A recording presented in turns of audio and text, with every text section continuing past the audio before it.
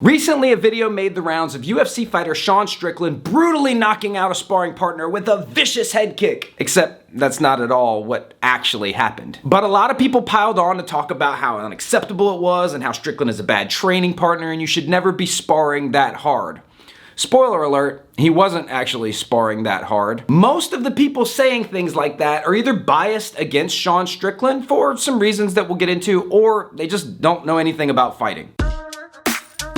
This can be a hard thing to grasp because here we have video of him definitely knocking out a sparring partner with a head kick. Should you be knocking out your sparring partners with head kicks? No, not on purpose. But should you be sparring at an intensity where it can happen on accident?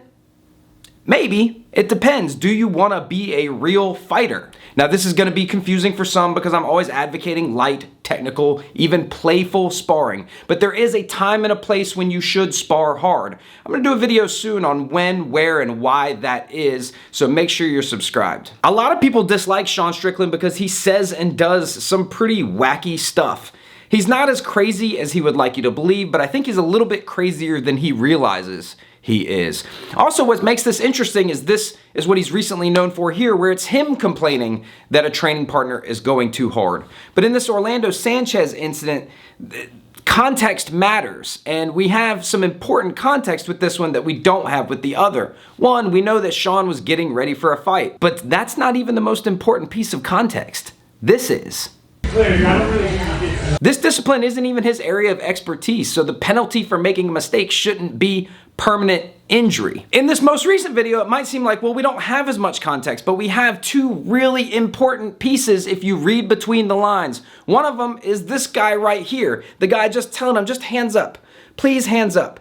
He's not telling him hands up the normal way that you corner somebody and you just remind him hands up. This is pleading with him, just do this, buddy. Please just do this, just do this. This is all you gotta do. Get out of the round, just do this.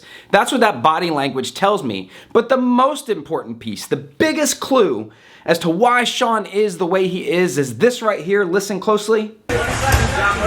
If you didn't catch that, which most people didn't, someone says, 20 seconds, Sean, put it on him. For starters, this tells us that at least two people, besides the two guys sparring, were complicit in this level of intensity, which actually wasn't that hard. This left hook is a good bit harder than I would like to take in sparring, or I would like any of the fighters that I train to do in most sparring rounds. But the kick itself, the kick was almost nothing. This head kick was a total softball. And Sean throws these in his real fights. He doesn't actually turn his hip over for full power on his kicks. He throws them, he sort of slings them up there so he can keep punching, so he can stay squared up in that striking range. He throws them fairly soft in actual fights, and this one was even softer than that. The head kick that knocked him out isn't what knocked him out. I'll explain. This guy was exhausted. This guy was done. His hands were down, he was loose, he was already starting to go all noodle bones, and he just ducked his head into the nicest little layup of a kick that Sean could possibly throw. But at the end of every round, Sean finishes with the same intensity that he has throughout the whole round. This is one of the reasons that he's so successful in fighting, is because of the crazy pace that he can keep up for an entire fight. And you can't just get that way in fighting without training specifically for that.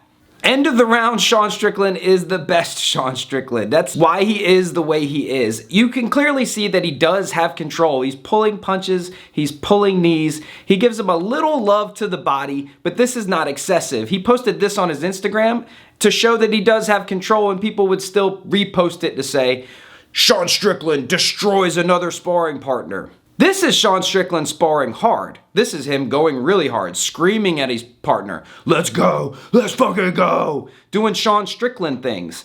He's also going with someone who's closer to his size and closer to his skill level, who's also fighting back. This is a hard spar. 20 seconds. Let's go. Let's fucking go. Let's fucking go. Let's fucking go. Let's fucking go. Let's fucking go! Let's fucking go! Let's fucking go! Let's fucking go! And this is just my guess, if I had to guess. I think he's saying that as much to himself as he is to his opponent or sparring partner. There's light sparring, hard sparring, and everything in between. This round here sort of shows him being charitable. This guy's going way harder at Sean than Sean is at him. He's just very accurate. He's hitting him a bunch in a short amount of time. This round really reminds me of when Nate and I spar. I'm trying to kill him and he's just hitting me accurately as many times as he wants to.